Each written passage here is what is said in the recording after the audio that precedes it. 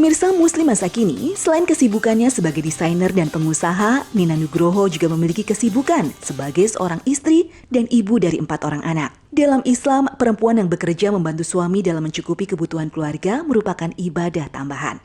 Karena Allah menjamin 2 keutamaan di dalamnya. Pertama, keutamaan menjalin silaturahim, dan kedua, keutamaan berinfak di jalan Allah Subhanahu wa taala. Dalam satu riwayat dari Sa'id Al-Khudri radhiyallahu anhu disebutkan, Zainab istri dari Ibnu Mas'ud radhiyallahu anhu pernah datang kepada Rasulullah sambil berkata, "Ya Nabi Allah, hari ini engkau menyuruh kami untuk bersedekah. Kebetulan aku punya perhiasan. Aku ingin menyedekahkan perhiasan ini. Tapi suamiku Ibnu Mas'ud mengklaim bahwa dia dan anak-anaknya lebih berhak menerima sedekah dariku." Rasulullah SAW lalu bersabda, "Benar apa yang dikatakan Ibnu Mas'ud, suamimu dan anakmu lebih berhak mendapatkan sedekahmu itu." Hadis riwayat Bukhari. Untuk itulah Nina selalu menomorsatukan keluarga di atas segalanya. Dan di saat bulan Ramadan seperti sekarang, di sela kesibukannya, Nina selalu menyempatkan diri untuk pulang lebih cepat ke rumah dan mempersiapkan hidangan berbuka puasa bagi keluarganya. Nah, alhamdulillah nih kita udah sampai di rumahnya Mbak Nina. Jadi aku baru tahu ternyata Mbak Nina tuh punya kebiasaan juga untuk selalu pulang sore hari biar bisa bareng kumpul sama anak-anak, keluarga tuh, apalagi buka puasa di rumah. Dan ini nih, kita kasih tahu kita udah ganti baju yang lebih casual karena emang kan biar bisa menyesuaikan juga gitu. Ini katanya mau masak ya? Tuh kan, kita lihat ya sisi lain dari Mbak Nina Nugroho tuh kayak gimana. Ya udah kita masuk boleh ya Mbak? Yuk, ayo.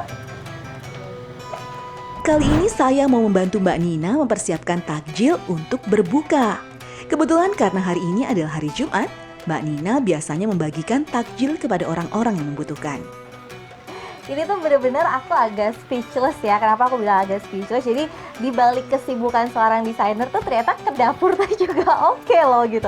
Dan kalau misalnya boleh dilihat ya nanti itu dari sebelah sana, ujung sana, sini, ini semua lagi ada nyiapin makanan untuk berbuka puasa karena ternyata memang Jumat Berkah selalu. Ya, alhamdulillah di Nina Nugroho setiap hari Jumat saya dengan karyawan ya sama-sama memprakarsai untuk Jumat Barokah gitu. Jadi ayo siapa yang mau turut berdonasi gitu ya untuk dibagikan alhamdulillah hari ini ada berapa ya, 50 porsi nih yang mau dibagi-bagi. Luar biasa, dari mulai takjilan ya, aku soalnya ngeliat ada kolak, terus sampai makanan beratnya juga ada, jadi lengkap menunya. Wah, ini apa sih kegiatan Jumat Barokah ini memang diadakannya pas di bulan Ramadan ini aja atau sebenarnya emang setiap Jumat selalu ada? Setiap Jumat selalu ada, terutama di bulan Ramadan ini ayo kita berlomba-lomba kan seperti yang tadi Mbak sampaikan, berbuat kebaikan. Jadi ya nggak cuma saya aja gitu atau yang mampu aja gitu, tapi mengajak semuanya untuk sama-sama berbuat kebaikan semampunya mereka. Betul. Tapi nggak ini ya, yang aku pertanyakan adalah nggak capek ya gitu habis pulang dari kantor terus ke rumah. Masih harus kayak masak-masak ini dengan menu yang banyak gitu? Ya dinikmati aja. Udah setiap harinya gitu kan. Tentunya sih yang pasti ya ada supporting system ya gitu supaya kita nggak stres banget untuk mempersiapkan semuanya gitu. Wah, satu lagi pelajaran yang bisa saya dapatkan dari Mbak Nina. Meski lelah, kalau kita ikhlas dalam melakukan pekerjaan apapun, insya Allah akan diganjar pahala oleh Allah Subhanahu wa taala. Apalagi di bulan Ramadan, Allah Subhanahu wa taala membuka pintu berkah seluas-luasnya. Setiap amalan yang kita lakukan akan diganjar pahala berkali-kali lipat. Seperti hadis Rasulullah SAW, setiap amalan kebaikan yang dilakukan oleh manusia akan dilipat gandakan dengan 10 kebaikan yang semisal hingga 700 kali lipat. Allah Ta'ala berfirman yang artinya, kecuali amalan puasa. Amalan puasa tersebut adalah untukku. Aku sendiri yang akan membalasnya. Disebabkan dia telah meninggalkan syahwat dan makanan karenaku. Bagi orang yang berpuasa akan mendapatkan 2 kebahagiaan, yaitu kebahagiaan ketika dia berbuka dan kebahagiaan ketika berjumpa dengan Robnya. Sungguh bau mulut orang yang berpuasa lebih harum di sisi Allah daripada bau minyak kasturi. Hadis riwayat Bukhari. Ini Mbak Nina nih lagi masak apa sih sebenarnya? Iya. Kita tengok.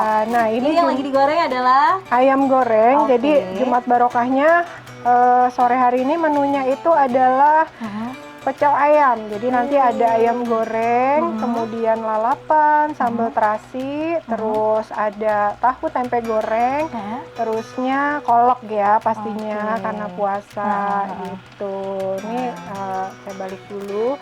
Ini kolaknya udah matang nih kolaknya. Oh, Masya kolak pisangnya Allah. sudah matang.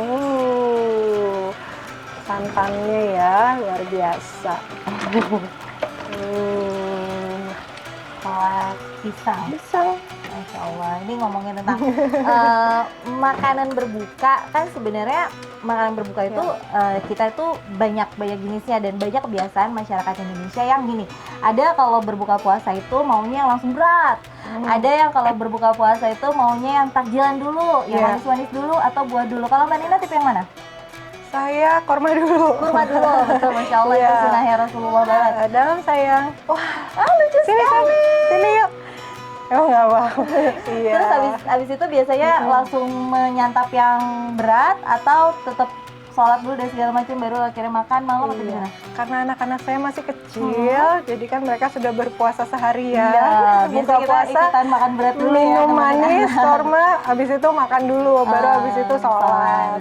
Tapi sebenarnya gini, ada idealnya juga kalau misalnya kita biasakan untuk makan berat nggak apa-apa, yang nggak boleh adalah berlebihan sampai terlalu kenyang. Karena pada akhirnya ketika terlalu kenyang, jadi teman setan. Kenapa aku bilang teman setan? Karena kan sebenarnya kayak gini, di dalam lambung kita, di dalam perut kita itu harus terisinya itu sepertiga makanan, sepertiga air, sepertiga udara. Kalau semuanya jadi kayak ajang balas dendam, makannya langsung full saat itu juga, dijamin deh kita sholatnya bisa males-malesan. Nggak mau kan kayak gitu? Enggak kan? Sholatnya nggak males kan? Iya deh ya, kalau makannya kebanyakan ya. Bener, jadi ngantuknya lucu banget sih, Masya Allah. Sedekat ini ya berarti ya, memang gimana sih, kayak kalau di rumah udah jatahnya sama anak, sama keluarga gitu ya. Iya, makanya nih mohon maaf kalau misalnya WhatsApp saya suka nggak kebalas.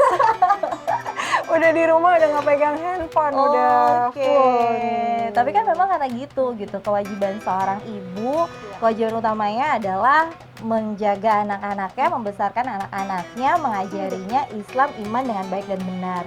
Melayani suami dalam bentuk apapun, itu kewajiban utamanya yang insya Allah juga dijalankan sama Mbak Nina. Kalau kita lihat ya gitu di rumah, ternyata Mbak Nina tuh kalau aku boleh bilang, aku boleh berkomentar, kayak 180 derajat berbeda banget. Iya, berbeda banget dengan suasana tadi di kantor gitu. Kalau di kantor langsung di depan meja, langsung ngedesain dan segala macam. Ini sampai rumah masak.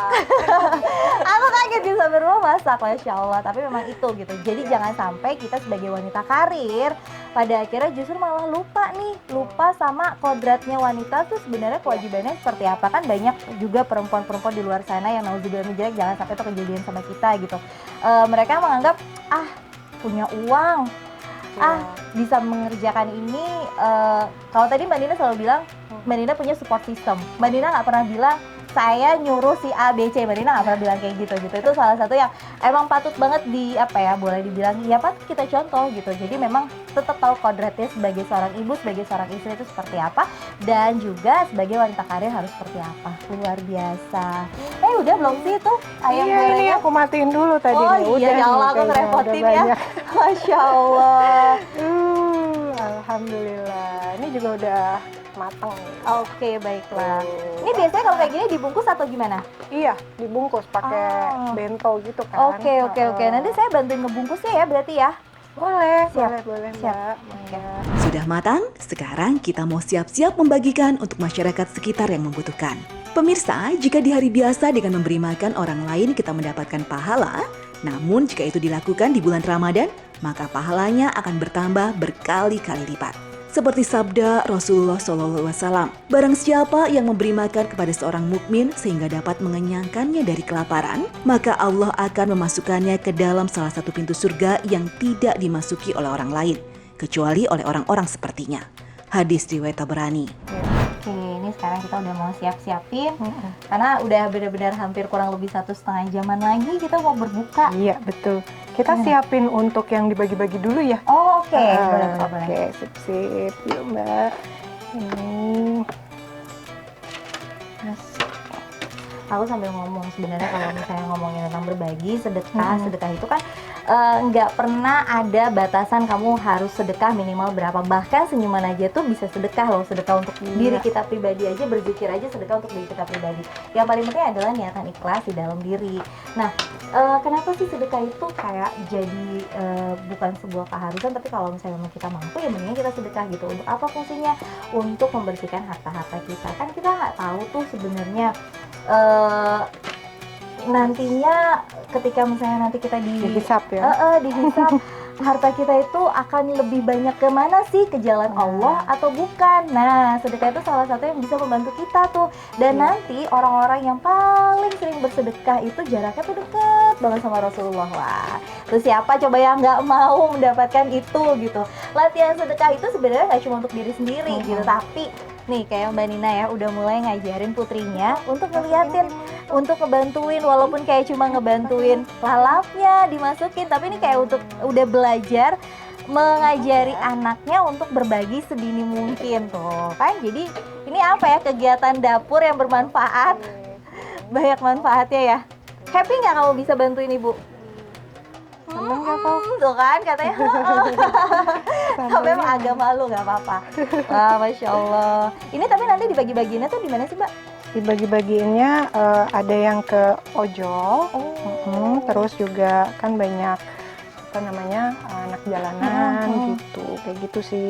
Sebenarnya pengen ke sebuah yayasan gitu di Cilengsi sana, tapinya minggu depan aja toh kan kita setiap minggu kan insya Allah ada ya. Bunda mau apa aku bantuin? Wah, pintar, mau dibantuin nih, tuh sekarang kan. Kalau masukin udah ini. belajar ngajarin anak membantu masukin dari ini, kecil, timunnya. jadinya kayak gini nih. Hebat. Ya, pakai satu Sendoknya aja. satu aja nak. Nah, Pintar. Pakai tangan kanan sayang, biar nggak susah. oke deh. Hebat. Ini ya masuk ya. Bunda bantu. Wah, hebat Ya, tuh sekarang kan. Pasti seneng kan setiap orang tua kalau udah bisa ngajarin anaknya kayak gini, karena tandanya anaknya tuh udah mulai tahu betapa pentingnya membantu sesama kayak gitu. Wah, Masya Allah.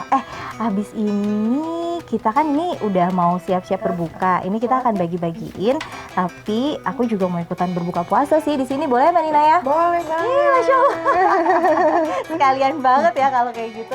Ya udah deh kalau kayak gitu, ini sambil kita selesain, nanti kita langsung aja di tempat kita membuka puasa ya. Alhamdulillah, ternyata perjumpaan saya dengan seorang Nina Nugroho kali ini tak hanya tentang seputar busana lebaran saja. Tapi banyak pelajaran yang bisa saya peroleh, termasuk soal menjadi pengusaha wanita hebat yang bisa mengimbangi perannya baik sebagai seorang istri, ibu, dan juga sebagai masyarakat sosial. Semoga perjumpaan kita kali ini membawa manfaat bagi kita semua.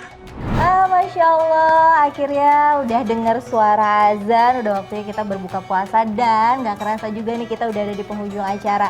Pokoknya hari ini hikmahnya luar biasa, karena mau menyambut lebaran, berarti aku mewakili tim Muslimah Zakini mengucapkan minal aidin wal faizin, mohon maaf lahir dan batin. Dan tadi kan kita juga udah ngasih tuh beberapa referensi busana pada saat lebaran, semoga juga bermanfaat, gak cuma untuk saya, tapi juga untuk pemirsa Muslimah Zakini yang ada di rumah.